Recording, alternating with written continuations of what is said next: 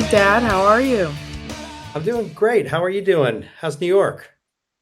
New York is wonderful. It's summer. We had a insane thunderstorm today, as the city likes to do in the middle of the summer. Well, it hasn't messed up your hair. It looks like it's got Oh, looks great. thank you. Welcome. Welcome. Yeah, welcome to the Gigaverse. This is so exciting. Yes, first Sonic Impact on the Gigaverse with audience, community, fans, and a really cool show with Kevin Martin from Candlebox, lead singer of Candlebox. This is going to be a very cool episode. And I'll apologize up front. There were technical difficulties in the beginning trying to figure out this new system. But what's so cool is the audience can actually join us, watch and listen while we're talking to Kevin, and then chance to ask questions and join the conversation, which is so different from the way we used to do this. Yeah, I think it's such an exciting new chapter for our podcast and podcasting in general. It makes it so much more collaborative and communal, and I'm just really looking forward to how this is gonna go. Interactive, as they say. Interactive. So thanks for joining us for our first inaugural episode of Sonic Impact at the Gigaverse. And we're going to get to Kevin in a minute. But before we start, I just had to talk about like a current Sonic Impact that I had recently. And I know I'm not alone. I don't think you've seen this, but the new Billy Joel doc on HBO is one of the best music docs I think maybe ever seen, or certainly in a long time. I was a massive Billy Joel fan when I was a kid, like at The Stranger and Glass Houses and all 52nd Street, all the way through. I've loved Billy's music, but I learned so much about his incredible life and, you know, just what he went through in his personal and his family. And it's pretty incredible 4 hour doc. So you have to see it. And if the audience, if you haven't seen it, I highly recommend it. What is it streaming on? Max. It's Okay, called I'll check it and out. I so love and him. it's called And So It Goes, one of his greatest songs. I think it's his favorite song. So how about you? What have you been doing music wise? It's cool. I'd say the most impactful recent Sonic impact was seeing The Head and the Heart for God, I don't know, I've probably seen them more than almost any other artist at this point. But this one was really cool because, I got to be VIP section. I saw them in Central Park on a beautiful summer night, and, it's just perfectly full circle because Jonathan Russell, the lead singer, was on our podcast. He was our last guest, and he and the Head and the Heart are also a Seattle-based band, just like today's artist, Kevin Martin. Well, and let's just say you had specially good tickets because they were guests on our. And thank you, Eric Olson, for those great seats. Oh Uh, my god, yeah. all right, so We've now let's get to the main reason we're here, which is Kevin Martin, lead singer of Candlebox. What a career that they have had, 30 plus years. But you give me some info on the band and on Kevin. You have right. Yeah, so Kevin is the frontman of the multi-platinum Seattle rock band Candlebox. They're best known for their quadruple platinum debut album and their biggest hits like Far Behind and You. Their debut album reached number 7 on Billboard Top 200. They went from clubs to arenas in under 2 years, playing with bands like Metallica and Rush, and they also performed at Woodstock in 1994. Like you said, he has been the frontman of this band Candlebox for over 30 years. They announced the Long Goodbye Tour in 2023 as the last full band run, and they are also working on a documentary that will be coming out soon. That's a lot. That is what this interview is about. It's an incredible journey from Seattle, just all across the globe. So, this is Sonic Impact. Kevin Martin, thanks for joining us.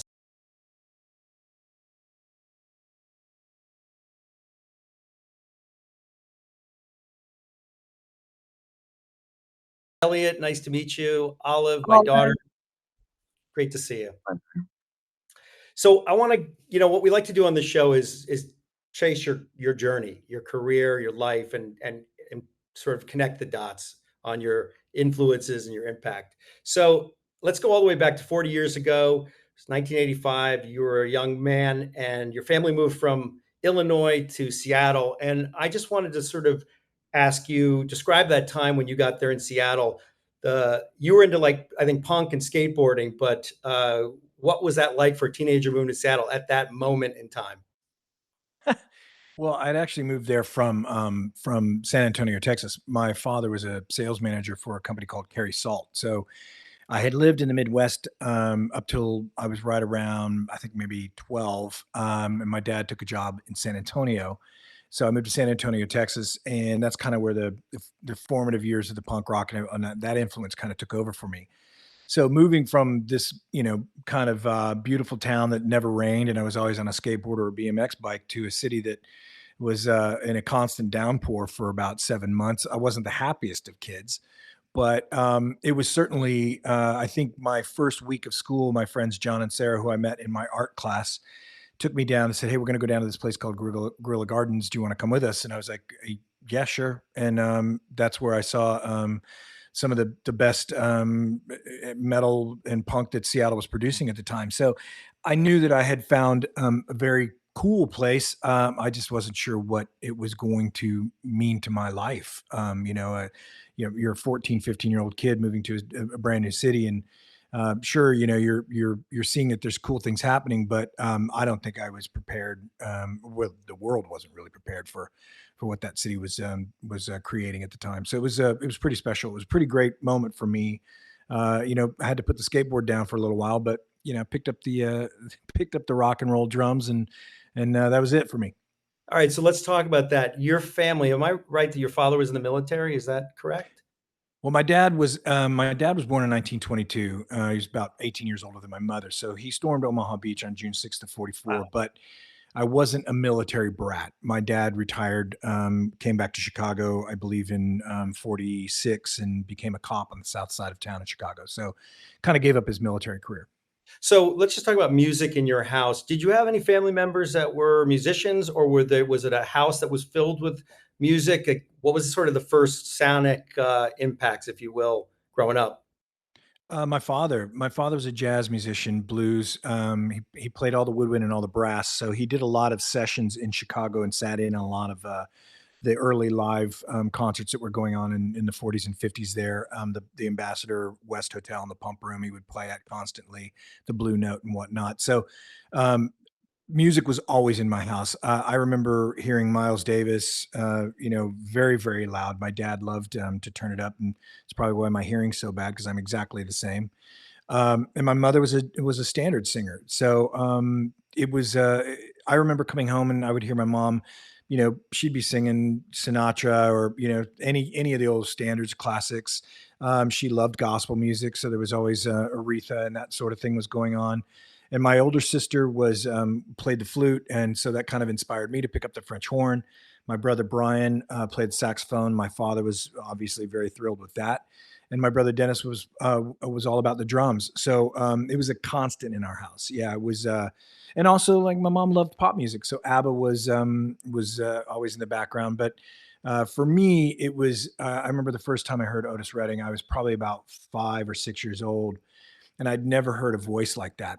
And it was instant for me that that was something that I was probably going to do. It's like, if I can ever sound like that, that's what I want to do. Because what a voice! And that was the main sonic impact for me, was hearing Otis for the very first time. All right, great. So it's really interesting because your parents are standards and jazz, and you're this skateboard punk kid in as a teenager. So that's obviously a long way away from that. So you want to talk? So was there a rebellious streak in you that said, like, I like to bang heads and, like, really turn it up? When did that happen? Yeah, absolutely. It was two older brothers and an older sister. Yeah, man, there were so many things. My sister was really into the Cars, Roxy Music, kind of the early new wave punk rock stuff, and the Clash. So I think it was probably the fact that we moved so much. As I'd mentioned, my father was a regional sales manager for a salt company. So it was constantly new city, new city, new city. And I just was an angry kid. I didn't really have enough time to set roots in a lot of these towns that I wanted to. And I have a lot of friends from St. Joe, Missouri, and Hutchinson, Kansas, and Wichita, Kansas that I'm still very close to. But the having to leave school in the middle of a school year was something that I just kind of resented. So punk rock made me feel comfortable with that resentment or that anger, that frustration I had, and that's probably why I gravitated towards it. And I kind of try to sprinkle it into what Candlebox does as well. Those influences that I grew up with. Yeah, and in those days, you didn't have to, as for punk, at least you didn't really have to play an instrument. Anybody could pick one up and start I thrashing. still can't play an instrument. Yeah, that's different. But let's talk about those early influence of punk and sort of like, because this is a great story I read and heard which is I think relevant. When you were like 12, you went on, I think it was your first concert, and saw Mhm. Black Flag, Butthole Surfers, and who was the other Dead one? Kennedys. And Dead Kennedys. So at Yeah. 12 years old, seeing those three bands, please. And then there's an incredible sort of coda to this story. So set the mood for that early day, and then what happened later. I think this is one of the greatest stories. Yeah, I was very fortunate to meet a girl by the name of Reagan Koblenz. She was a cheerleader in my high school, and she was a punk rock cheerleader, had a mohawk and everything. And Texas is not, anybody that knows about Texas, it is all about football and that sort of thing. So my high school was an interesting place. We had one of the band members from a band called Marching Plague went to my high school. Trent Schmiedehouse. There's a guy named Mike Kokinda who was in several punk bands. So I was being a freshman. Luckily, these people thought I was cool enough to go with them to this show. And my best friend, Jeff Renaud, his older sister was friends with Reagan as well. So we kind of had an in with the cool crowd. And Reagan's like, hey, I'm going down to see the show. You guys want to come? I'm like, yep. And so we walk in, and the Butthole Surfers are obviously who they are. And it was interesting because the scene in San Antonio wasn't just, 21-year-old people drinking beers. It was a lot of young high school kids. And it was great because the energy was that of excitement. And we're not out getting drunk and, doing drugs. We're in a room listening to the bands that we love. And they're telling us all about what we should be careful of by the government and all these types of things. And I was fascinated with that in a live environment. And I didn't tell anybody it was my first concert. I was like, oh yeah, I'm definitely coming, So I during Black Flag, I got up and did a stage dive, and nobody caught me, and I hit the ground, and Henry Rollins saw that and grabbed me, pulled me up. I sang the second verse of Damage with him, and then he pushed me off the stage. So that was kind of like, that was my trial by fire, if you will, of what my future was going to hold for me. And of course, years later, I was on tour with Henry Rollins through Europe, and was able to tell him that story, and he remembered it.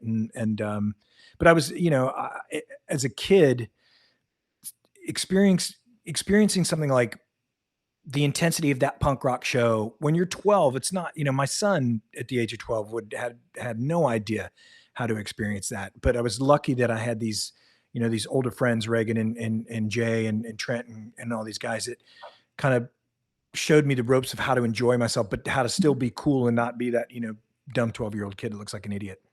You left out the best part of the story, though, Kevin, was when you were touring with Black Flag all these years later. You wouldn't look at Henry the whole tour because you were too freaked out because he was your hero growing up, right? Yeah, I mean, I think that when we actually showed up at the first show, I was completely starstruck. I thought, I'd already met Madonna. Like who's more famous than Madonna? And it was just that moment. I was instantly that 12-year-old kid again.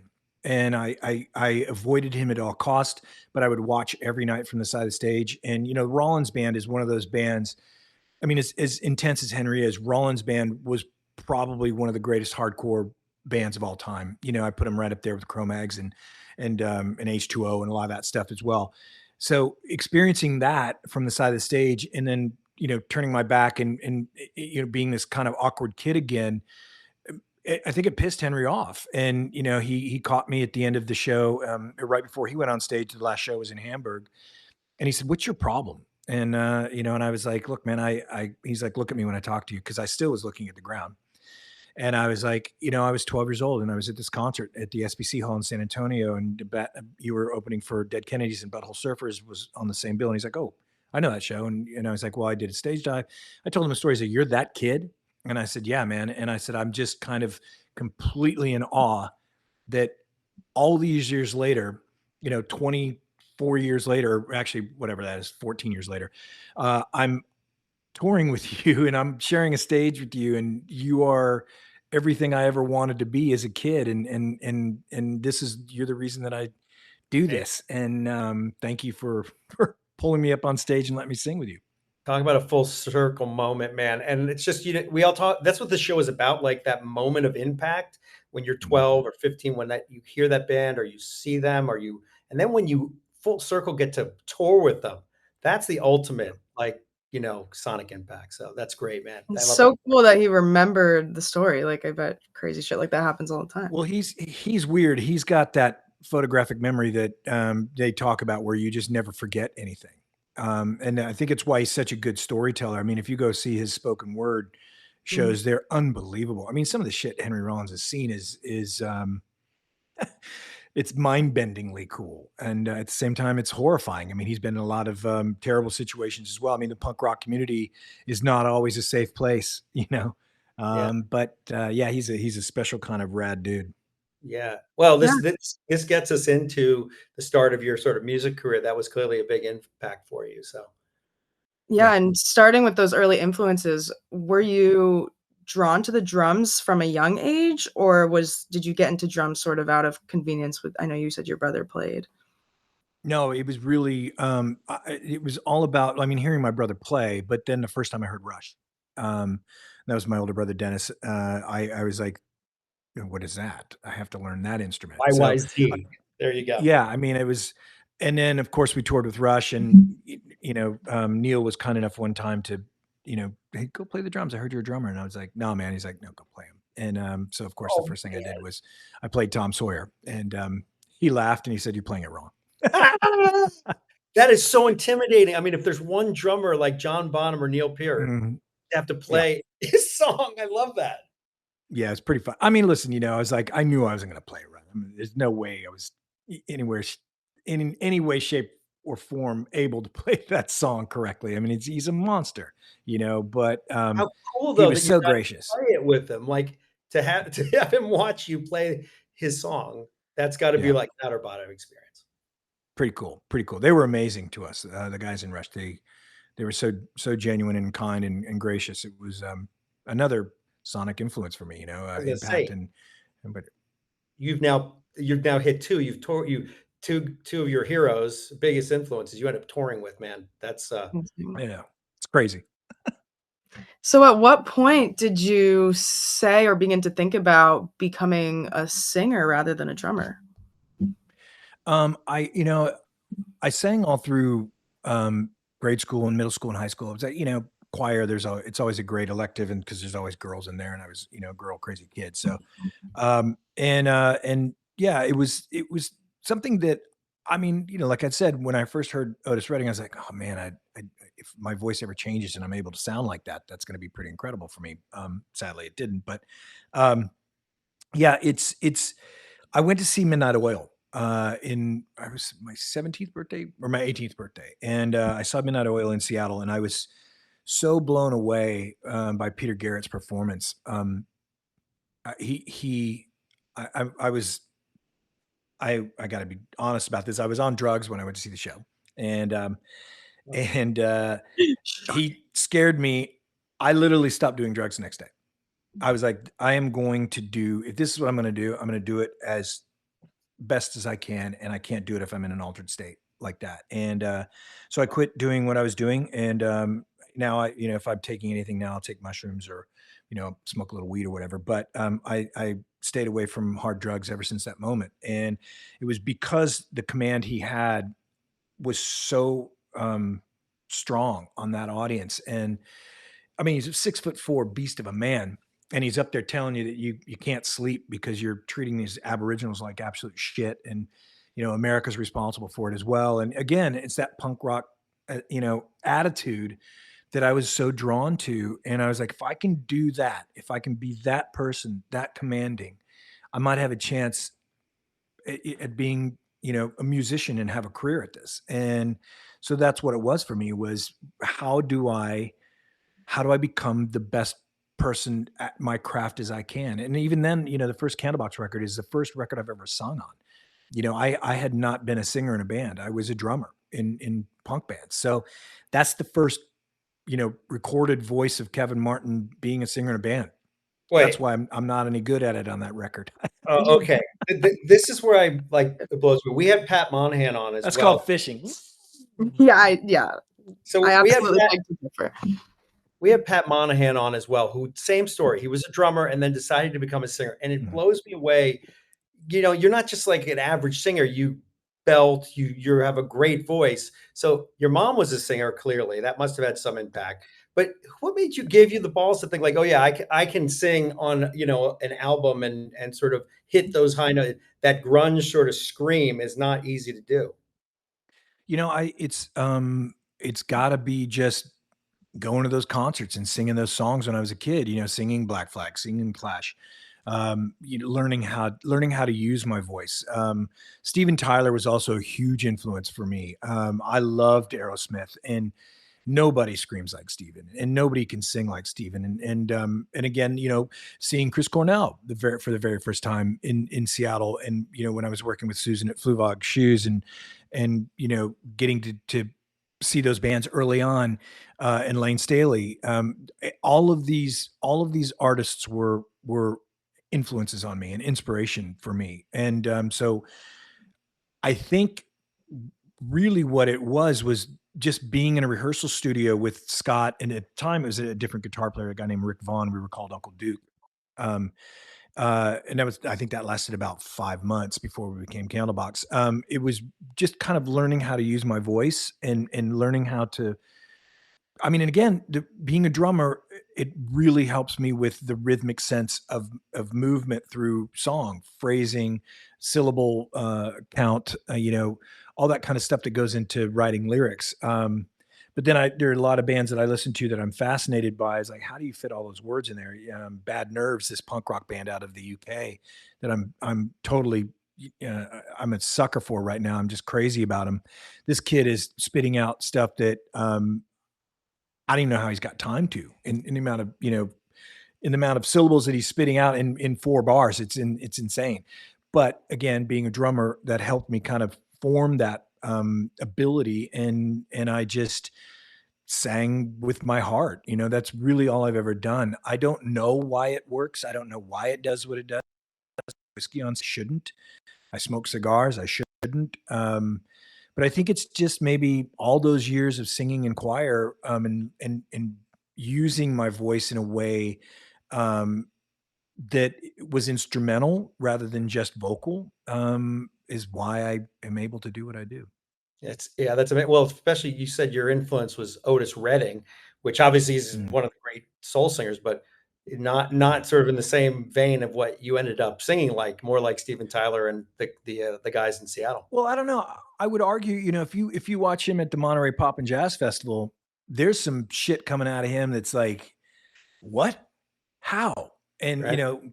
When he's like, give it to me one more time, give it to me, he just keeps going. It's like, man, what a voice. And he had a guttural scream, Otis. It was he had that James Brown thing, and that's kind of, I guess that's how I do my scream. It is that kind of R&B soul guttural scream. That's why I'm able to do it. And I learned it at a very young age, and I roll it into my, cerebral cortex up here and my sinuses, and that's how I don't damage my voice.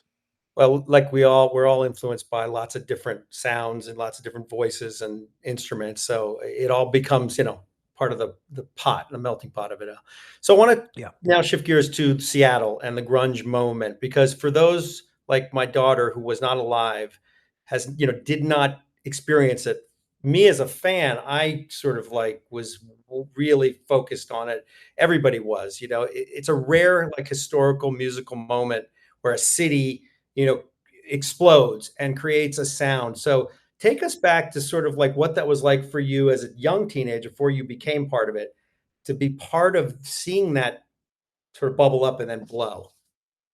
Yeah, it's kind of like you know, you're watching water boil, and those little bubbles start to come up, and you're not supposed to watch it boil, but you do, and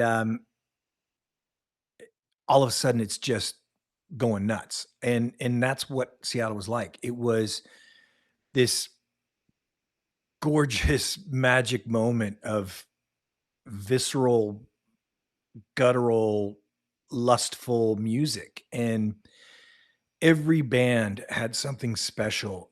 Screaming Trees is one of my favorite bands, and their blend of psychedelia with rock and roll and Lanigan's insane baritone. Um, that was it was inevitable that that was going to come out, that people were going to hear it. Cornell with his voice. Bam Bam was another band that I really loved. Tina, the singer, I was lucky enough to get to know her right around. I mean, when I've been about 16 or 17 when I met her, and I loved everything she was doing. It's you just were watching this magic happen, and I mean, the first time I saw Mother Love Bone, I was like, "What is this?" I mean, Andy was such an amazing performer, and he was literally like he was at Wembley Stadium, no matter where he was. Walking down the street of Seattle, I've said the story a million. Fur coat, Lakers jersey, star glasses, and Reebok pumps with the tongue sticking out, and he just was a character, and everyone loved him. Stone and Jeff, everything that they were doing, Mark Arm, it's just it's hard to explain, and at the same time, it's really easy to say. It's like it was like watching water boil, and then when it just started to go nuts, I mean, that's when everybody's trying to throw spaghetti in, and the water cooled off for a bit. But then it's picked up again because now you've got all this great music that's coming out of Seattle again. The Head and Heart, of course, Band of Horses is one of my favorite bands.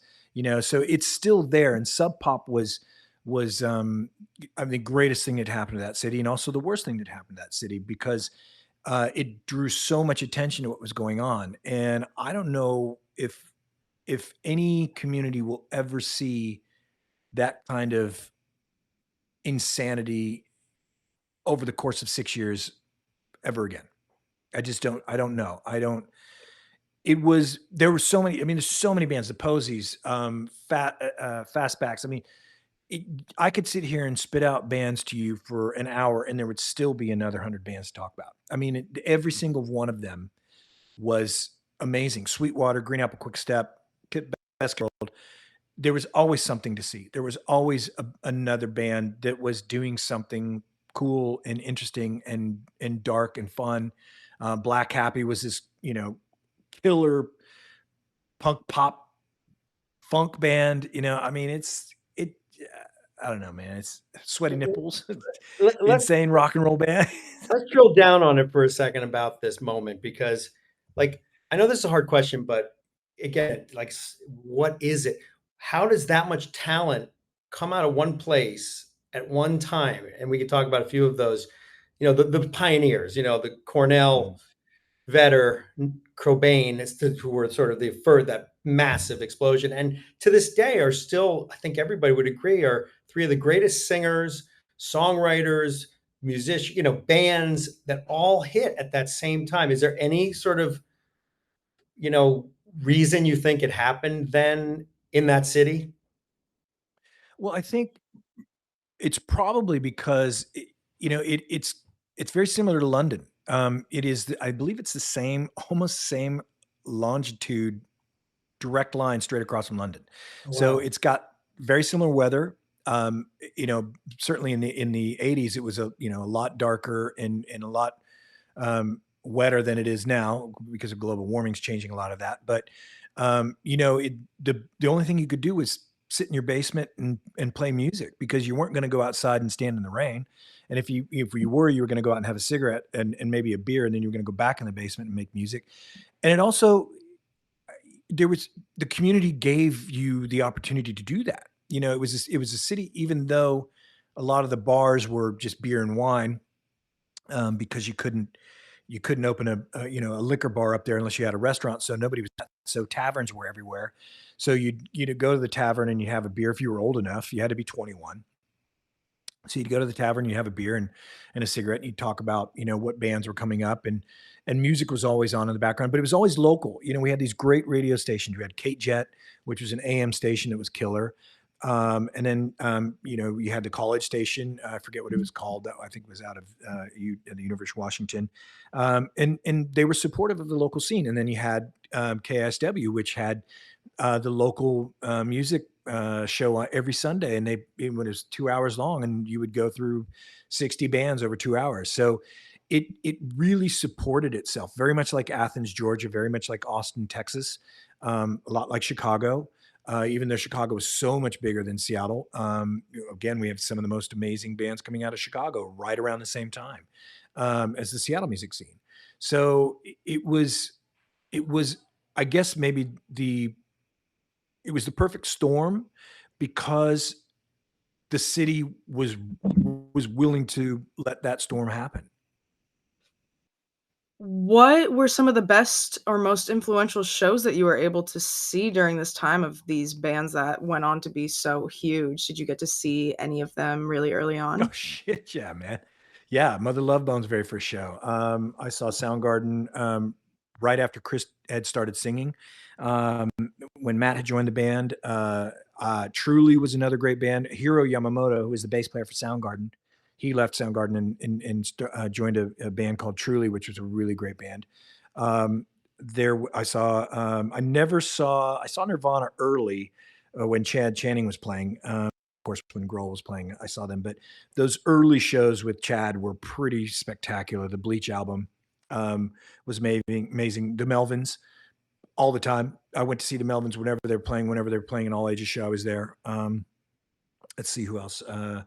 Screaming Trees, Alice in Chains. We rehearsed next to Alice in Chains. I was playing drums in this kind of pop fusion band that sounded like a little bit like Roxy Music meets Spandau Ballet. So it was, I, our bass player wanted to have this kind of, wear suits and sort of shit, which is weird in Seattle. But so our rehearsal studio was right next to Alice in Chains. So Sean Kinney would come over and ask for drumsticks, and I'm like, dude, I play 7/A's, you play 5/B's, you're gonna hate them, you're gonna break them, but he's like, yeah, I need sticks, So that's kind of how I met those guys.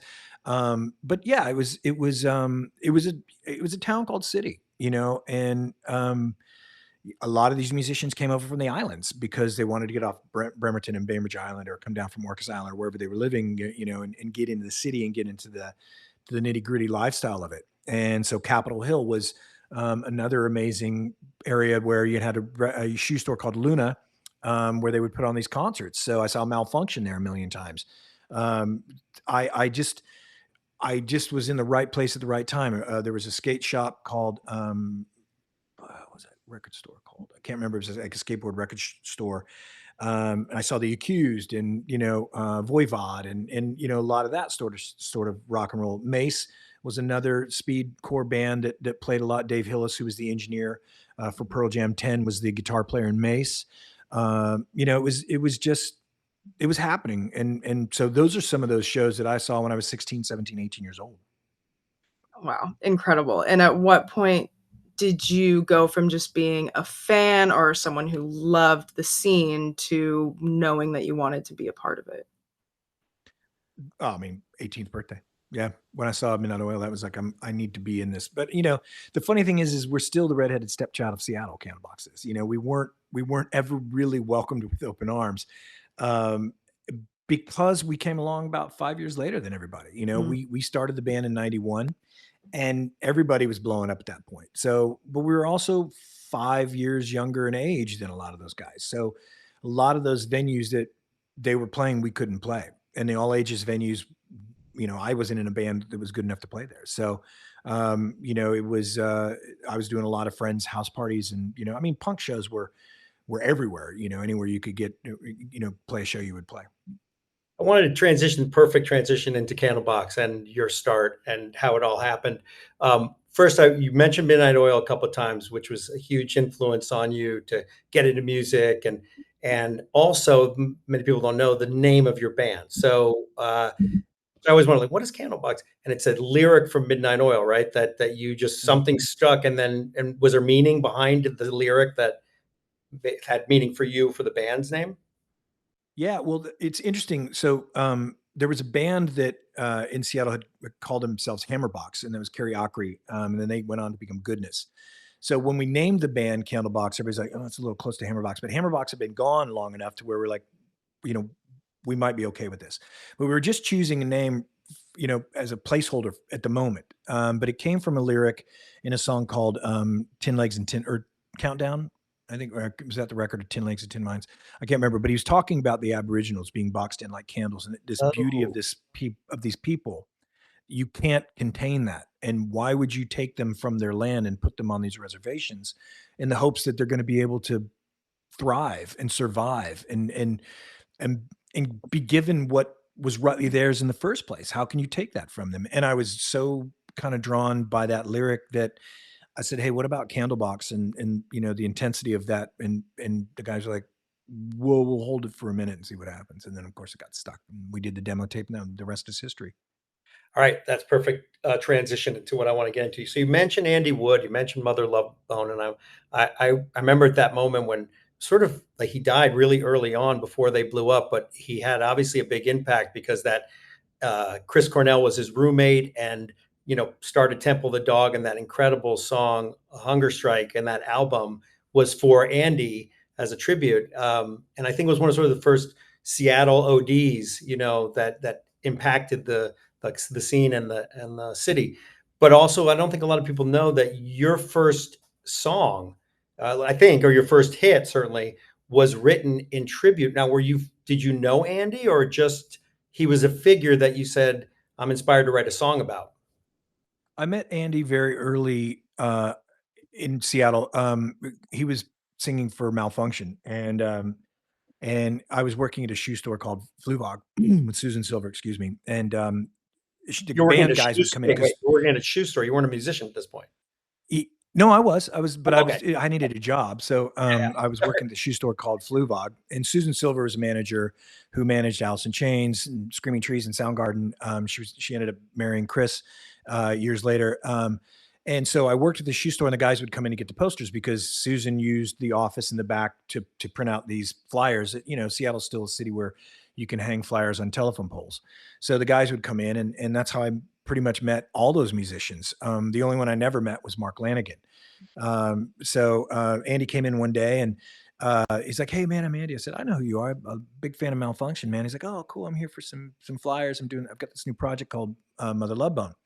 And I was like, "Oh, that's a great name. Cool." So we kind of just started chatting about music, and he would pop in every other week to grab some flyers and sit down. And the store during the day wasn't very busy. It was in Pike Place Market, but it's kind of like one of those odd shoe stores where you're either buying creepers or these super pointy boots or something like that. So I had time during the day if I wasn't doing inventory to just kind of sit down and chat. And Susan didn't mind because she was working with all these bands anyway. So that's how I met Andy. So when Andy passed, of course the city took a major step backwards, each musician wise, and I think realized that we were mere mortals, and that that's a very dangerous habit, that drug, heroin. And how do we cope with it? And that's kind of what happened in that city. And of course, you mentioned Temple of the Dog. The song "Say Hello to Heaven" is one of the most beautiful ballads ever written to an artist. And when we were doing Far Behind, it was the day that Barty, our bass player, had come to try out for the band. He brought that bass line in, and we were rehearsing in Mother Love Bone's old rehearsal studio. And I just said my mind was like, "Now, Andy, I didn't mean to treat you bad." And lyrically speaking from the perspective of heroin. So the song is the drug speaking to Andy. It's not me. It's the drug saying, "You chose this, and I am very dangerous." And If you want to play this game, I can't guarantee you're going to make it out alive. And so that's what the song's about. Wow. So, by the way, that's the story I love about connected with Chris Cornell writing that. And Eddie Vedder was like, just showed up in Seattle. Then he asked him to be on the song. If you haven't, for that, not you, Kevin, but for those who haven't heard Hunger Strike, it's Cornell, it's Eddie Vedder's first recording, his vocal, before he was in Pearl Jam. And it is a tribute to the same singer that you wrote your first hit for. So it's kind of everybody's obviously hugely impacted by Andy. So on that note, since you brought up Far Behind, which was, let me get this straight. Was this your first song you guys recorded, your first song you wrote? Because to have a hit that of your first song, that's like so unheard of and so serendipitous. So I have to understand how that all happened.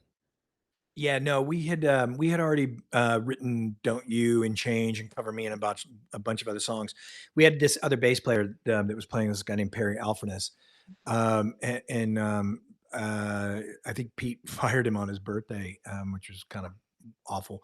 But yeah, so we were looking for a bass player, and we had been going to the studio, and I, I would, pick up an instrument and play around with stuff, but we really needed something solid at that point. And Barty brought that bass line in. So it was really, I think we all knew when the song, because we jammed on it for about an hour, and it just really started to form itself really quickly. And again, it's only 4 chords. So, what is it, John Lennon? I need few chords and the truth. That's really what it is. And I think that's why that song has resonated with so many people and has continued to pay our rent for 35 years. That was a song that was written in the fall of 91, and it was recorded in 24 hours. We locked out a studio, Robert Lang Studios in Seattle, on Easter Sunday of 92. And the version that's on the album is the demo version, as is the song "You." Those are the recorded demos. We tried to re-record them in the studio, and it didn't quite work out. So we stuck with the original demos. Wait, so the biggest hit you've ever had, I think I would Is argue, a demo. is a demo of a song, like one of your first songs you ever wrote as a singer. I mean, as a writer. And it's so when we share that with Adele, I believe her song "Rolling in the Deep" is a demo version as well. Wow. What do you attribute that to? There was magic in that room, and Barty was very hungry to bring some brilliant music to this band. Pete and myself, we write a completely different way, and Barty brought that kind of interesting Jacopostery weird bass line, and he loved John Entwistle from the Who, and so he moved a lot on the bass, which is, in the Seattle music scene, that wasn't, the guitar players did that, the bass players just held it down, so I think Barty brought that energy and really sparked that moment for us. But again, like I said, we're in Mother Love Bone's old rehearsal studio, and something about that movement of that song made me think of Andy. And if you listen to Candlebox, the way I sing it, you'll hear a lot of Andy in my voice. You'll hear a lot of Ian Astbury in my voice. Those guys were, and I love Ian. The Cult's like one of my favorite bands of all time. So I've always tried to use those inspirations and influences in what I do musically, singing wise. And again, like I mentioned earlier, Otis Redding is always in the back of my mind. How would Otis do this? So I think that, again, all that magic in that room, there was so much love that had happened in that room with Mother Love Bone that I think it just kind of, there was maybe some of that, sparkly dust that was just coming off the ceiling and sprinkled on us and gave us the magic, So thank you, Andy and Mother Love Bone, for giving us our career. Well, and all the other influences you've talked about, from the early grunge heroes to Aerosmith to Otis Redding, your mom, like it all comes into this and creates, and it's like that lightning moment. And I always interested like your band and some of the others, Nirvana, Pearl Jam, I can name a few others. Their first album, first song, is the thing that blows them up and really makes them sort of who they are. As a band who's had that, can you talk about the sort of the blessing and the curse of that? How does that impact a band to have your first album blow up and all that comes after that, but then also, it's hard to follow that up. Well, that's when the trouble starts.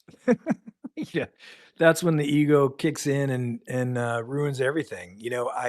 It's very interesting to to have um, to have had the career we've had and to be able to recognize what where the mistakes were. We God, when that record hit, I I remember being we were in Ohio, and the Rush guys brought us our gold plaques and said, "Congratulations, you just went gold." And I remember thinking to myself, "This is the worst thing in the world can happen to us being from Seattle, and being this young band that nobody knows from Seattle." And my initial thought was, "Well, we're never going to be welcome home."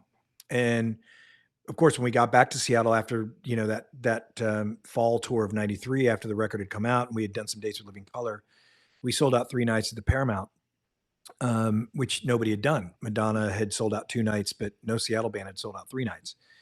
And after the first night's show, I went down to this place called the Frontier Room on First Avenue, and Ben from Skin Yard and Grunt Truck was sitting there in one of the booths, and Dave Hillis, that producer or the engineer I mentioned earlier from the band Mace, he had a band called Sybil Vane that was opening the shows with us at the Paramount, and he was with me, and he said, "You want to meet Ben?" I said, "I'd love to. I love Skin Yard and Grunt Truck." So we walk over, and Dave Hillis say, "Hey Ben," I say, "Oh, what's up, Dave? How you doing?" And he's like, "I'm going to introduce you to my friend Kevin. He's singer for Candlebox." And Ben goes, "How the fuck did you sell out 3 nights at the Paramount?" I said, "I don't know, man. I have no idea." He goes, "Me neither." Wouldn't shake my hand. And that's exactly how it's been in Seattle pretty much ever since. We've always been that outsider kid, that wasn't really welcome on the team, if you will. So I remember when that happened, we got those gold plaques. I was like, this is exactly what it is. It's that moment that I had with Ben in December in Seattle, and it was hard. Having great success is a beautiful thing, but it's, if you don't know how to manage it, and your manager's trying to manage, the band, and you're not listening to your manager, and your label's trying to force you into the studio, and the manager is saying, "Yeah, get in there because we got to follow up on this." And the whole time, I'm sitting there working on the Lucy record going, this is not going well. There's a lot of distraction. There's a lot of money. Nobody wanted to be in the studio. I don't think our drummer at the time, Scott, even wanted to be around us because, I'm sure that we weren't the easiest people in the world to be around. It was a difficult transition for us. It was, record came out in July of '93, and we had a platinum record the next summer. That didn't happen a lot, so it was a strange thing. It was hard to deal with. Well, you've mentioned a few times, and I've heard you say it before, Red, this sort of negativity or criticism or whatever the shade that you guys feel you got. And I just wanted to drill down a little bit, where you think it came from. You said because you were a couple of years later, like, was it the bands? Was it the critics? Because the fans obviously took to you guys in a huge way. But that must have been frustrating. Yeah, it was. It was very frustrating. And, the interesting thing is I would run into Chris at, events, at shows, and, "Hey man, how are you? How's the band?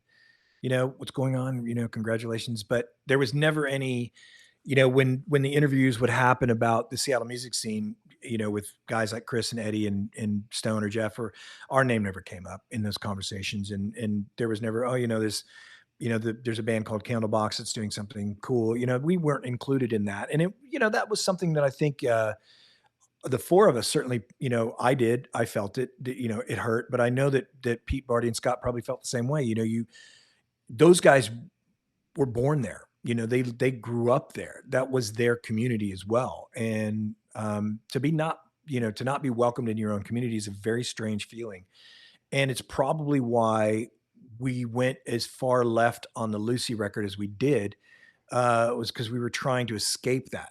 You know, we were trying to run away from what we had become, where we should have just continued to embrace it. You know, I've said it a million times. I think Candlebox is the journey of the Seattle music scene. You know, um, everybody loves Journey, but nobody really talks about Journey. You know what I mean? And Oh, hey, certainly, you don't know, stop believing, man, and Far Behind. Those songs have lasted, right? I mean, you know, they've lasted, and if that's all we've got, then that's all we've got, and I'm happy with it. Life is good. You know, there's a lot of critics and others that at the time, and then in time it grows and it becomes its own thing, you know, and it comes back. So look, you guys did something that very few people in the history of the world will ever do. So I pat you on the Yeah. back in a big way. Thank you. Thank you. And thinking about like some of the highs of being a band that did have the success that you did, do you remember like those first moments when you were starting to gain traction or like hearing your song on the radio for the first time? Yeah, yeah. The first time you leave your own city and you hear your song on the radio, it's the greatest feeling in the world. Um, there's nothing compares to it. And then the first time you hear the crowd singing the song back to you is nothing like it. You know, it is the greatest drug. And and you know, I tried to retire 2 years ago, and I keep coming back because I still, you know, I had a moment. I think when we were out with Three Doors Down 2 years ago, and it was the actual goodbye tour for us, and I was pretty sure I was going to, you know, pack it up. I was standing on stage, and we were in Boston, and I had a moment. I was like, man, is this the last time I'm ever going to sing this song? And I was like, it's not possible. Like, what am I thinking? How's it? There's no way this is the last time I'm ever going to sing the song. And you know, I was lying to myself, thinking that I was going to be able to walk away from this. And you know, I do take more time now, and I do tell my agent and my management I'm not doing those dates. I'm taking that time off. I want to be with my family. Um, I'm more conscious of it. But at the time, you know, when you're 24 years old and you know we did Woodstock '94, and there's 300,000 people singing far behind to us. Um, it blows your mind. It is the greatest gift an audience can ever give the band they love. It is the greatest. I remember I got an email one time. It's like, you never sing the chorus far behind. You just because you can't fucking sing it. I was like, why would I? There's 5,000 people going to sing it. I want to hear them sing it. You know, I'm sorry you are bummed that I can't sing the song, which I can. But you know, it's like this is so interesting. You know, like why would you think that I wouldn't want to hear the crowd sing the song, you know? Um, yeah, because I was that kid at those concerts singing. I wanted Peter Garrett to hear me sing that song. I wanted when I saw um, what's their names? The girls from the '80s, Vacation, All I Ever Wanted, Vacation, Get Go-Go's. Together, Belinda Carla, Go-Go's. the Go-Go's. I saw the Go-Go's in San Antonio, Texas, and I was in the front row and I sang every single one of those songs because I wanted them to hear me. And that's being a fan.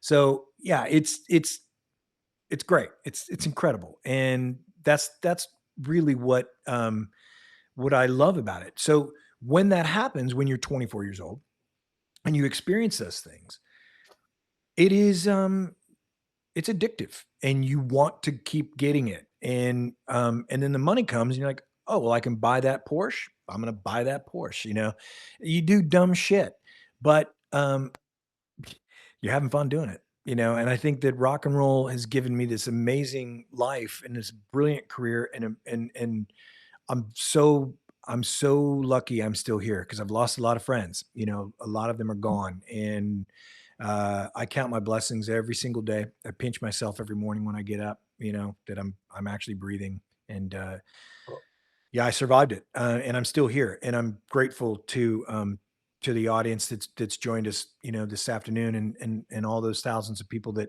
still listen to you know me vomit out a bunch of bullshit out of my mouth. I think you need to also thank Peter Garrett because you decided not to do drugs, and where a lot of your Yeah. cohorts didn't make that same decision. That may be a big reason why you are still here. I'm trying to meet him, man. We did Australia a couple years ago. I was hoping that there would be an opportunity in Sydney, but someday I will get to meet him and tell him the story. And I'm sure somebody's probably told him that there's a band out there that named themselves after a lyric. I hope somebody has, anyways. Yeah. Do you have a question, or do you want? You go ahead. Yeah. So you talked about that moment, Woodstock. I mean, by the way, just to remind 1994, who else played at Woodstock 94, so people understand what you guys were surrounded by? I'm sorry. Who played at Woodstock 94 with you? Who were the other great artists? Everyone. I Yeah. mean, Who? everyone. I'm like, what? Good. He's like, Yeah, what? Green Day, Henry Rollins Band, Delight. The Friday night that we headlined in with Live and Collective Soul and the Violent Femmes, Metallica, Aerosmith, Red Hot Chili Peppers. I mean, it was amazing. It was crazy. I mean, I remember Kennedy coming. You remember the VJ Kennedy? Yeah. She's now like a Conservative. sort of Yeah. Republican conservative, yeah, which is weird. But she picked me up on the in a golf cart and said, "Let's go. We're going over to the techno stage." And I think Chemical Brothers or Crystal Method was playing, and went over and watched them till about 4 a.m. It was an unbelievable experience. I loved every minute of it. It was cool because what they did was they wouldn't let you stand on the side of the stage to watch any of the other bands because the stage rotated. So they wanted you to experience these 300,000 people.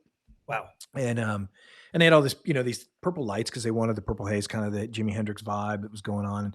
And they had the smoke out there. So when you look out at a wave of 300,000 people, there is no end to it.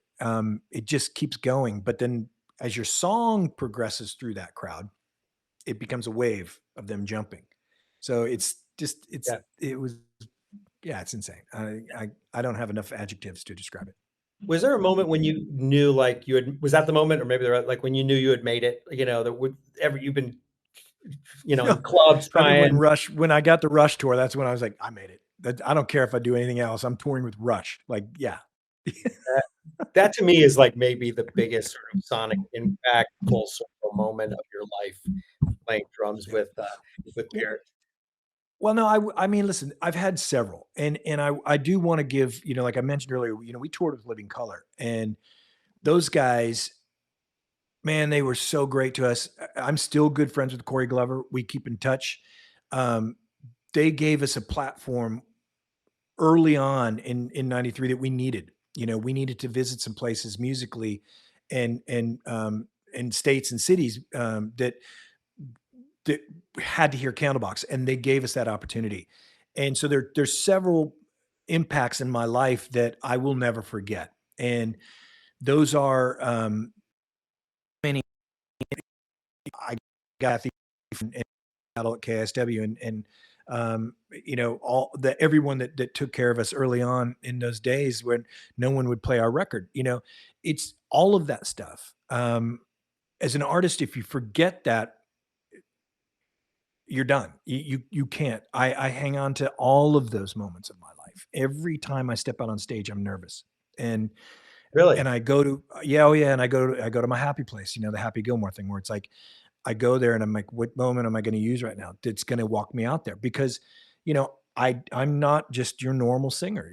I do things with my voice that scare me sometimes. That is it going to do that tonight? Am I going to be able to perform the way that I want to? And I have to draw from those. I mean, this is Sonic Impact is a great title. It's a really beautiful expression, and I'm so excited for you guys because this is really cool, and I'm thinking about so many things in my life, because of that. And God, touring with the Flaming Lips, it's playing shows with Blind Melon.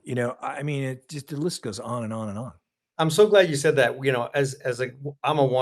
a wannabe musician, rock and roller for my whole life. So I never did it, but that's why we started this, because, these moments were so impactful in all of our lives. And for me, one of the big ones was Neil Finn and Crowded House. And when I was in the '80s, and we got to have him on this podcast, and I freaked out like you did with Henry Rollins, because I don't get starstruck very often. I've met a lot of celebrities in my life, but it was like, this is the guy that I just have grown up just worshiping as a songwriter, as a singer. So anyway, thank you for saying that, because this is exactly, we love taking, for you guys, the artists, you go on these memory lane, sort of walk through your life and career, and you connect the dots, and it can be emotional. Like, you're like, holy shit, this has happened to me. I was going to say, you were a drummer, and then you decided you could be a singer, which is amazing. And you did that, and you wrote music, which is not easy to do. And you had a hit song, but you also had to be a front man. Like, people don't understand, like, you got to be the guy that everyone's looking at. You got to perform, and you got to be on for an hour and a half, whatever it is. What was that transition like? And I mean, was that just come natural to you? Were you just a natural ham, or it was a weird transition, or not? No, back to the audience first, like 6 shows, trying to turn around and figure it out. It's it was so unnatural for me. I am not I'm not an egomaniac. I'm not I don't have to have attention. It's never been my thing. And so being a singer in a band is a weird thing for me, because it really goes against kind of everything that I am. I would much rather be behind a drum set with cymbals moving around my face so you can't really see me. I like that. I like putting an acoustic guitar on and hiding behind it. But I've grown into it, and I've learned what I'm capable of, and I've learned now over the years what it is that I do, what it means to people, and what it means to me, being able to tell my stories through these songs. So I think that early on I was trying to find my footing on stage, trying to find my place, and again, pulling from those other performers. What did Lane do at this point of a song? Did he walk over here? Would Steven Tyler do this? All that. It's so weird that I think about that shit on stage, and I do. I think about this shit on stage. It's fucking weird. You're in your head. And yeah, I mean, and I'm not supposed to be out there doing my thing, but it's my mind is like, I should be sitting back there, and you'll see me, if you see me live, I'm always back with the drummer. Like, if every chance I have, I'll go back there, and BJ and I, our drummer, we have now. Yeah. You're we have conversation with one another while we're playing. It's hilarious, and I love it. I have a couple random questions. We're going to get to a couple fan questions in a few minutes, but I have a couple random, which I love these. A lot of people don't know you were signed by Maverick Records. That was your record label, which is Madonna's label. I don't think most people realize that all these years later, Madonna had a record label, and you guys were signed your first album. Did you, that was very strange, by the way, because she was certainly not a Seattle grunge sort of, person, artist. But did you ever interact with her or deal with her at all, or like have conversations with her about the signing? We did. No, not when we signed. We didn't meet her until we were in New York, when we were playing Madison Square Garden with Rush. I mean, she was obviously very busy at the time. I think she was doing the Blonde Ambition tour, or whatever it was, that she had finished up. So we had dinner with her in New York, and I remember complaining to her because she took us to this restaurant called Sfoozy. I was like, "You're Madonna, and why are we at Sfoozy? This is like a chain, on the East Coast." And she's like, "Oh, well, aren't you special?" And but I was like, "Look, we've got a gold record now. At least take us to a nicer restaurant." But we had a bit of that, and I used to send her flowers every year on her birthday and stuff. But she was a really lovely person. Great boss, if you will. Gave us a lot of freedom, gave us a lot of opportunities. I mean, she made phone calls, and Yeah. when we were about to sign the contract, we got 6 other offers, and all those offers were insane offers. We signed to Maverick for $250,000. We got offered $2 million by one label. So we stayed with Maverick because we knew that we would get the attention. We knew that we were the only ones. We were the baby, and that it was a Warner Brothers community that we would be dealing with, and we all loved Warner Brothers. And so that was kind of, we loved Van Halen, and we knew that Van Halen had worked with this guy named Kenny Pavogel at Warner Brothers that was going to be our radio guy. So we had a lot of things that we thought about when we signed that contract, and it was hard as hell to pass up $2 million. But that would have been long gone. Our career never would have gone anywhere, and it was actually a label that we had met with that that the owner, president of the company, walked in and said, "Yeah, I don't hear it." When we had invited us down to do the showcases and stuff, and then all of a sudden, well, we hear it now. Here's $2 million. Like that's not going to happen. So we were conscious why we chose Maverick, and it was a great decision for us. Of course, they got a little bit too big for their britches, and now they don't even exist anymore. But at the time, it was a fantastic relationship, and of course, they went on to sign the Deftones and Alanis Morissette, et cetera, et cetera. Listen, man, not many people can say they were signed by Madonna. So again, you have this little bit of sort of like, man, I wish we had got a little more love for our community, but the proof is in the history of what you guys have done. That leads me to a pretty cool thing that I've seen, which is the documentary, which is a sort of a great wrap up here before we bring the fans on.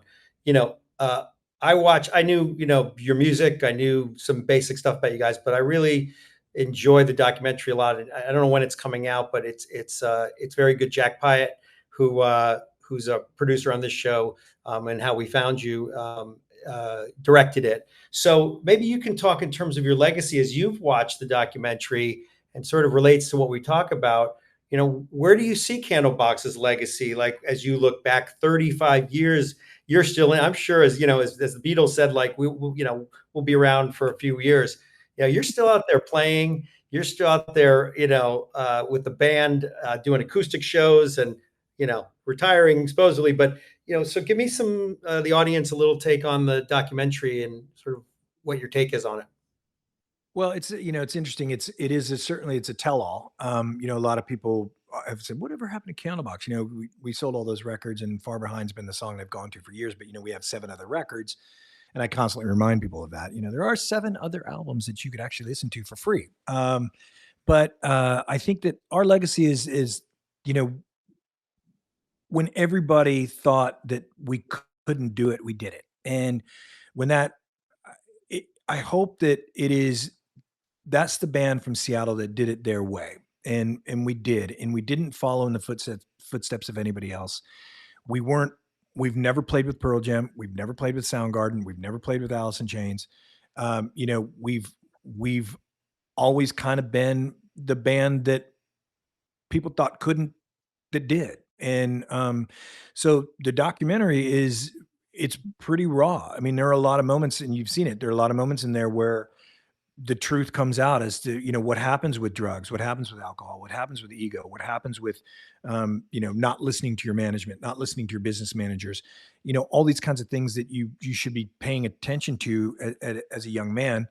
But you don't. And when this documentary comes out, I think a lot of people are going to be surprised to know the real history of Candlebox. That you're getting one side of it, out of 4 sides, or 1 out of 4 sides right now. And I think that when people see, Scott's opinion of what happened, and Barty's opinion of what happened, and Pete's opinion of what happened, they're going to see a lot of confusion and a lot of regret, and a lot of but at the same time, a lot of happiness. I think we're all in much better places than we were back then. And we still play shows together. We get together and do the reunion shows in Seattle to celebrate 25, 30 years. We'll probably do a 35th at some point. So, we still, we're friends, but we went through a lot of bullshit, and it's our own fault, just dumb kids. You said something, you're the luckiest son of a bitch I've ever known. I heard a quote you say that. And I was thinking about, imagine if your parents hadn't moved to Seattle, the randomness of, at the age you were when you moved to Seattle, and that you decided to pick up a guitar, pick up a drums, and then you started singing, and like, oh, maybe we can do this. It's a remarkable, achievement that you have lived to see this, and see a documentary on your life. So that's what this show is about, sort of the connecting all the dots that led you to this moment on Sonic Impact. So, of course, that's where this is all going to end up for you on this show. So we had one other question before we get to the fans we ask on every show. We would love to know your top 3 personal favorite Candlebox songs. Ooh, You is my all-time favorite. Why? Elegante. Sorry. Why you? Just it was that moment where I recognized what I had experienced at that Peter Garrett, that Midnight Oil concert. It's like, I'm never going to do that. I'm not going to be that drug addict. I'm going to tell that person, fuck off. This is not happening. But I love everything about that song. I love the movement of it. I love the chord progression. I love the changes. I love the bridge. I love the solo. I mean, it is, in my opinion, it's the perfect Candlebox song. I love the riff. I love the sound of the opening guitar. So it's so Seattle. Simple. Like, it's such a great dun, dun, dun, it's great. Anyway, sorry to interrupt. No, it's all right. It's so Seattle, and it's actually so Pete. I mean, Pete is a monster guitar player, and he's he's my David Gilmour. I'm very lucky. And then Elegante off the last record. That song happened at soundcheck. A lot of times, I will write songs at soundcheck and by myself. I wrote a song called "Lover Come Back to Me" off of the I think it's on Love Stories record that I wrote at soundcheck in House of Blues in Orlando. I do that a lot. In Elegante, we were just kind of, I think Carlos was trying to get our in-ear mix or something going, our sound guy, and I was playing this little riff at the beginning, and Island, our guitar player, started moving through it. And I was like, what are you doing there? And he started playing it, and we just started jamming on it at soundcheck, and that song was done probably in about 30 minutes. So that's my second favorite. And my third favorite is probably, guys, I mean, I wrote a song with Chris Daughtry that's on Love Stories called "Turn Your Heart Around," which I really love. I think what I love about it is the simplicity of the melody against the complexity of the lyric. And it's a song that's about the reentry into our lives. When we come home from touring, everything that has happened at home hasn't happened to us out on the road, and everything that's happened to us on the road, we bring home with us. And that reentry is very strange for the people in your lives that you're closest to. And that's what that song talks about. And it's not easy. It's not easy doing what we do. People think it's a very glamorous lifestyle. I mean, I've driven across the country in a van, and it is not fun with 8 other guys that all stink. And, that's, even now we do it in buses. There's still somebody on that bus that stinks. And, you got to deal with it. It's not glamorous. It's exhausting. And, but the work, the payoff of the audience is what makes it all worth it. Perfectly said. Thank you, Kevin. We're going to invite some fan questions now, if that's okay. We'll wrap up real soon. Yeah, first of all, just want to say thank you to all the fans who have showed up and been engaging in the chat and listening. It's so fun to feel that connection in that way. So one of the cool things about Gigaverse is that we can have fans come on video and ask their question, kind of IRL, not really, virtually in real life. So is there anyone that is watching right now who would be interested in hopping on and asking a question directly to Kevin? And this is one of those moments where we're still working out the kinks, so we don't exactly know how this is going to go down. But Tobias is asking what my golf handicap Here we go. is. It's 72. Oh, look at that. Okay, we figured it out. Here we go. Yay. Hey, Rolanda, how are you? What's your name? How are you? Great. What's your name? It's a very good friend of mine, Rolanda. Oh, and that's her pup. Oh, amazing. So first of all, when are you coming back to Kansas City? And then my second question is, does your son have any interest in pursuing the same steps as his daddy? First question, I think Kansas City will probably be next year. We're working on dates now. Cool. Second question, Jasper is, he had a drum set. He played the recorder. He had the violin, all this stuff you got to bring home.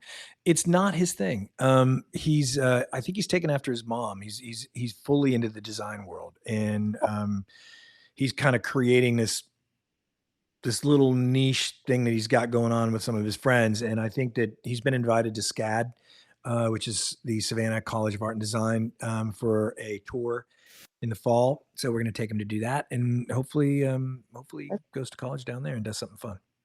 Awesome. Well, good to see you. You as well. Thanks so much. Thanks for your question. We're going to bring somebody else on here.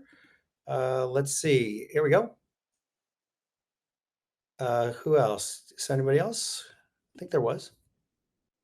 Sorry, Kevin. We got a little, we're technically, Lexi, anybody else who wants to jump on? Here we go. Frank's going to join the stage. This is so cool. Hey, Frank, welcome to the show. Hey, how are you? How you doing? Nice to talk to you, Kev. What's up, bud? How are you? Good. Actually, I'll show you. This is my my Candlebox wall in the house. Yeah. It's awesome. Some VIP when we got to meet you guys. It was great. Yes, sir. Thank you so much for the music. We're actually flying out to Vegas to see you. My wife's birthday is the night you guys are playing, so I got your message. I've been married to my beautiful wife for 34 years, so we're actually celebrating our wedding anniversary next Saturday. So That's awesome. She's really super happy. Yeah, super happy. But one thing, just wanted to ask if you could sing with anybody, if you could do, whether it be a band or a duet, if you could just be, with them to do something, who would that person be? I get asked that question a lot. There are a lot of artists out there. I think that ultimately I would have loved to have sang in front of John Bonham as a drummer. I love Led Zeppelin. I think you know that. We probably talked about it, but just singing in front of a musician like that it'd be like singing, for some people to sing in front of Dave Grohl. It's got to be. Robert Plant must have loved every second and they were best friends, so I think that's probably, I have something very similar like that with when I sing in front of BJ. He's got such an interesting pocket when Dave Cruzen plays with us. It's the same kind of feeling, but I think that it would have been, singing with Bonham and maybe being like Robert Plant with Jimmy Page and John Paul Jones. That would have been a pretty great experience for me. I feel you. Well, thank you so much for doing this too. And you guys, thank you so much for putting this on. And I honestly, like I said, I can't actually believe I get sitting here talking to you. But like I said, you every time we've met, just so you know, Kevin, you've honestly been one of the nicest persons. And I'm not just saying that. I'm being 100% honest. You're true to your heart, which is great. There's not too many people out there that are genuine. And you were definitely a genuine person, my friend. And for those of us who appreciate your music so much, like I said, I can't wait to see you and rock out in Vegas. I hope we get to maybe hang out, maybe have a beer in Vegas. It'd be great. If you want, it's on me. So you got it. I can't wait. Thanks, Frank. Thanks, Frank. I appreciate it.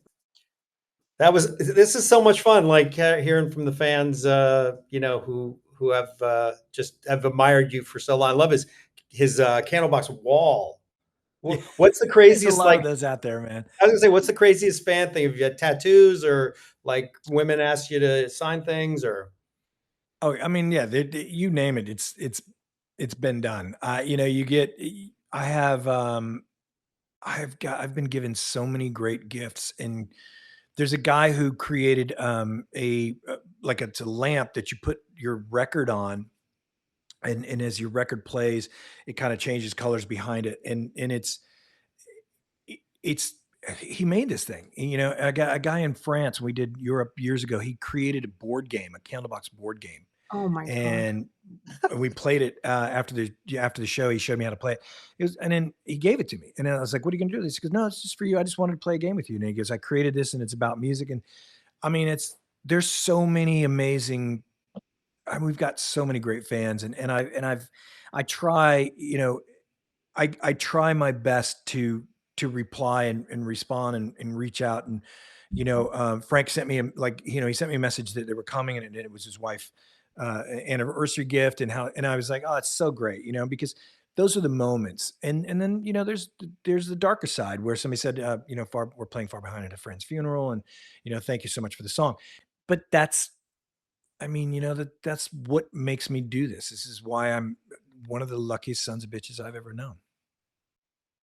That's this is what it's all about. And it's like having in this platform, the fans get to be a part of it. Like we're used to, recording these things, editing them, and they, put them out there. But to have people get to listen to it, to watch it live, and then to participate is very cool. So Gigaverse, we love you, man. Thank you for I think hosting we've us.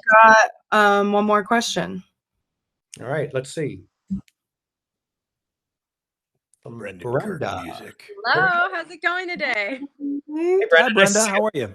I'm good. It's nice to meet you guys. I have a question as more of an upcoming artist.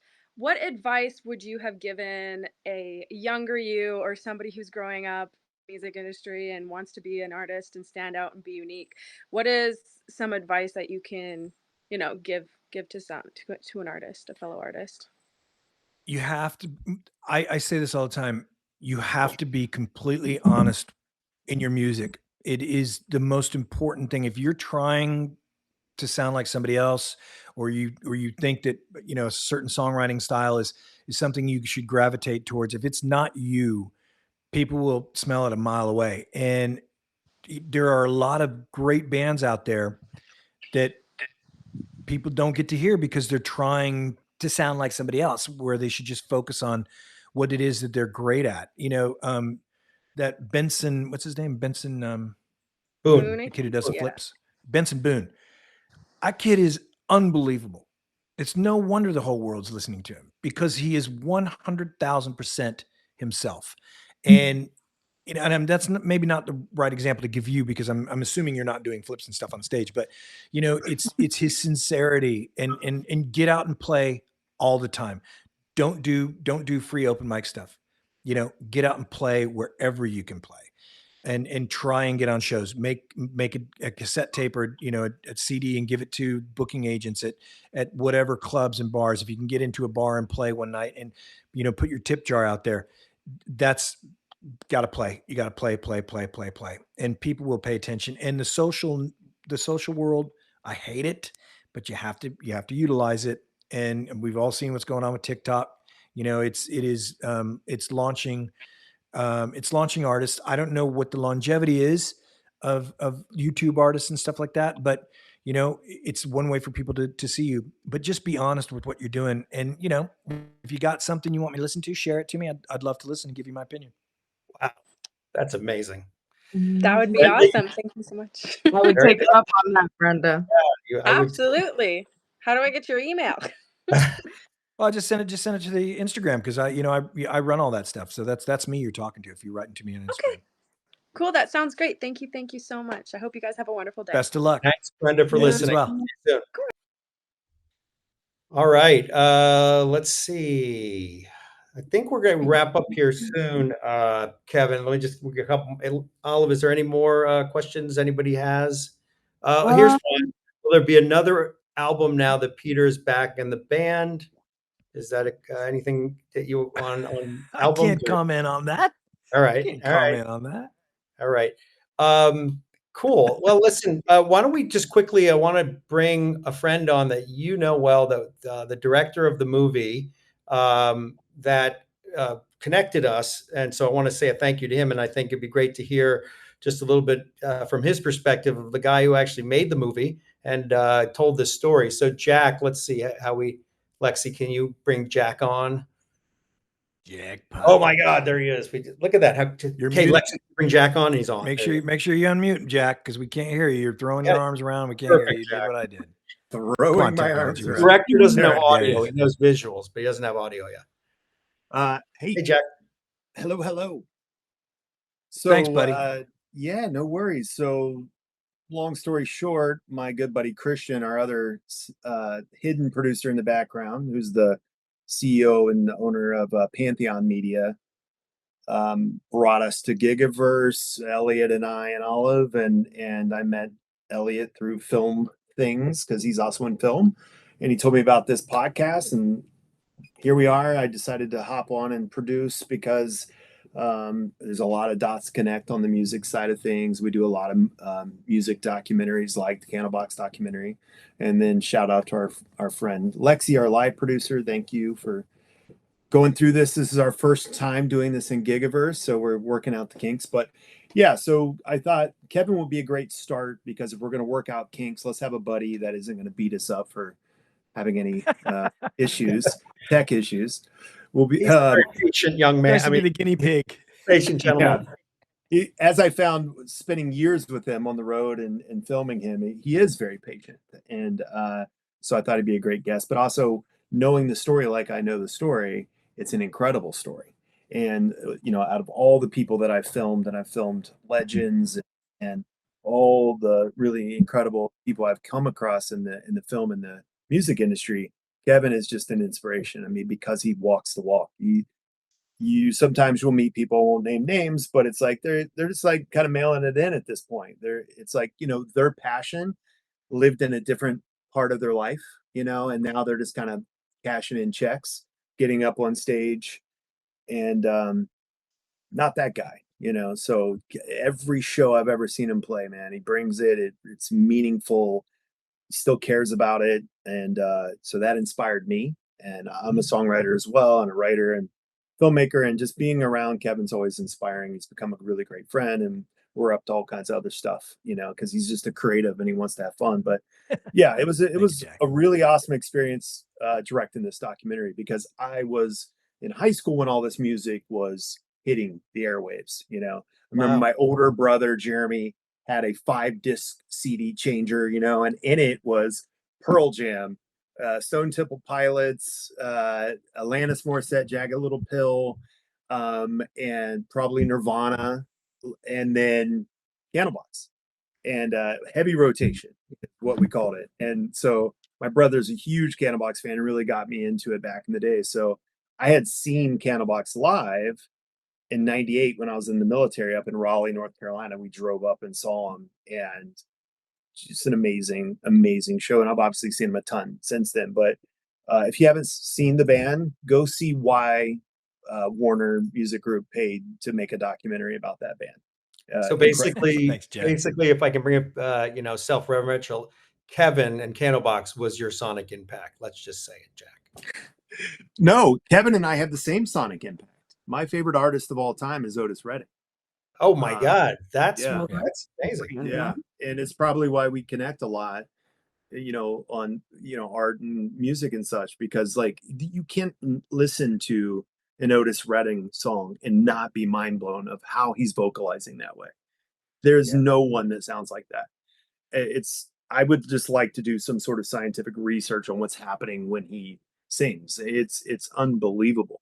And then I see Kevin do that. Like the way Kevin performs on stage is in that vein of like a very, very authentic Otis kind of delivery, where it's just like he's just feeling it out of his body, which is really cool. Well, my point was that in my mind. my point was that you listened to Kevin as a young guy, and here you are full circle directing a documentary on that is a sonic impact, and that's what's beautiful about what our business can be, and why we do the show. So, Jack, thank you for connecting us, for producing this show. We'll get it better as we do more of them. But Kevin, what a great first guest you've been, and for your patience for some of the technical stuff that we were dealing with. But all good. Pleasure to meet you, and wish you well with the documentary. When is it coming out, by the way? Anybody? Yeah. Well, just real quick on the point you just made, that is something to think about for a second. That is pretty full circle. That this guy that I was listening to so much because of my brother, that somehow we're here doing a movie together. It is pretty wild to think about. I haven't thought about that enough, and I'll think about it more. But the film should come out in the spring. We're gonna try to release it in Seattle during the film festival there. That would be our goal. But in the spring, we're still working on a few things, and just need to do some music clearances and that kind of thing. But next year. Excellent. Well, it's like Kevin's really quick, Dad. We're gonna bring on Christian and Lexi. Great. Let's bring them on. Our producers, our CEO, and who have done a great job helping us put this together. Christian, are you still there? Everything okay? Did you have a heart attack? Absolutely horrible. It's a mess. You guys should see this text for 2 hours after. First of all, I learned so much about Candlebox and Kevin. I became a fan. And I don't think I was much of a fan before. Kevin, you mentioned you guys kind of came late in that grunge scene, and I was on the Strip in the '80s, in the hair metal thing. I was not a hair metaler, but I had to live with that. And then, between Guns N' Roses first started to change things, but I'm telling you, Nirvana, that album came out, and within weeks, the entire strip had changed. And everything changed. So I was like, that's the future. And then a couple of years later, I quit playing music as a career and took my tech job seriously. And now I'm a CEO. So, I really appreciate you coming in, especially being our first victim. I hope we didn't slaughter you too much with some of the tech. No, great questions, both from our hosts, Olive and Eliot.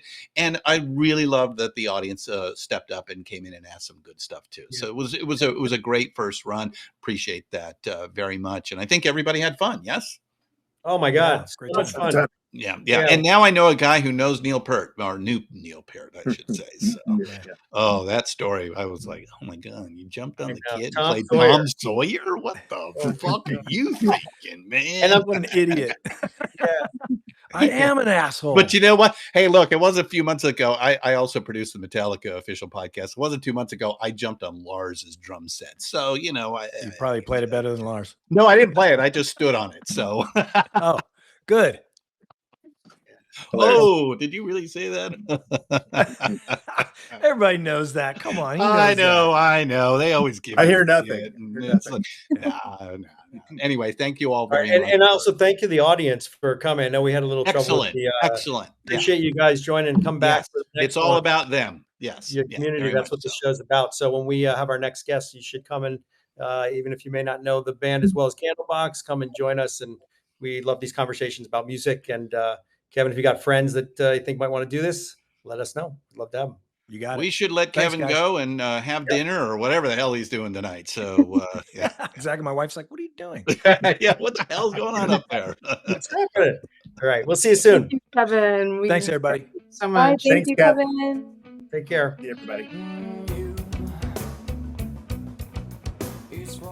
Well, that was an epic conversation. And I have to say, as much as I love talking to Kevin and hearing his journey, which was awesome, the fans coming on and getting to talk to him and ask questions, and that one guy who had all the pictures of the Candlebox behind him, it's like it just breaks down the wall between the artist and the fans, which is all of our, this is what this show is about, for us to be able to meet these people and hear their stories. But yeah, and I mean, we're talking to really successful artists about their sonic impacts, that are often like they're meeting or playing with their favorite artists. But for non-musicians, something like meeting your idol on a call like this might be their sonic impact. Oh my, it is. There's no question. These people it was. So we're bringing it all together. There were so many highlights.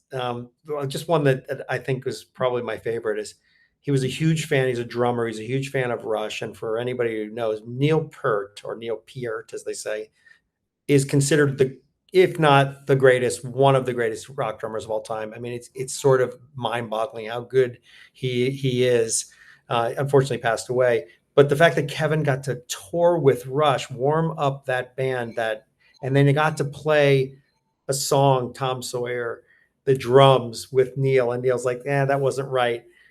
I mean, if that's not like dream come true, life moment, that was great.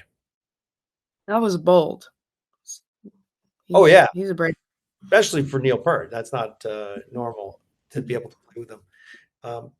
And what was the highlight? Yeah, I mean, honestly, probably the fan interactions, but to say something that we haven't talked about yet, getting a direct compliment on like the name and concept of the show from a guest in that way was really meaningful and validating, and just sort of like, I know we have a great thing going here. I know it's a great idea. But having someone really like just validate you in that meant a lot and made me really excited about where this podcast is going. And I think overall, one of the highlights was just feeling really excited about the new chapter of our podcast. And we've been doing it for a long time. And this is just there's a lot of excitement here. I was really moved by it too. I mean, like, to say how much you love the title, which I spent a lot of time trying to come up with that title, and I really do love it. And just you could see what it meant going on this journey through his music and his life, and it was moving. And he laughed, and he had a great sense of humor. And he's a survivor, and he's honest about the issues that they've had over the years and the criticism of the band and those kind of things. But at the end of the day, like, his legacy, he really appreciates all the things that he's gotten to do, that a kid from growing up in Seattle when the grunge explosion happened, that and I said, if your parents hadn't moved to Seattle, it wouldn't have happened. So I think he really, I think it was great, for the guest as well to go on this journey. Everybody loved it. The fans love it. We love it. And hopefully the guests get really something out of it. Yeah, I had a really good time with it. Felt really fun. And I hope, to your point, everyone felt that way. And that's what it should be. We're music and community and bonding over something that we all love. So listen, we're going to be here doing this regularly. We're going to have great guests, hopefully, in the coming weeks and beyond. We hope that if you're a fan of Candlebox, that you come back for other episodes and you go back and listen to the ones that weren't with video, because there's some really good episodes there. Train and Head in the Heart, Neil Finn and Black Keys. And, we love those as well. So we appreciate you coming on this journey. You're part of this Sonic Impact Gigaverse community. And thank you for joining us. Thank you. We'll see you soon. And I'll see you, Olive. It's great to be doing this with you. I love you. Talk to you later. Bye. Did I mean to treat you bad?